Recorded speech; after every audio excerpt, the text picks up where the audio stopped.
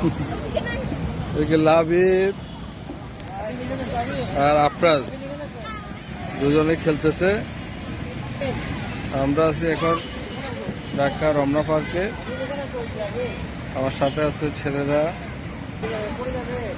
লাবিব, আবার আমার ছোট ভাইয়ের ছেলে ভাতিজা আফরাজ।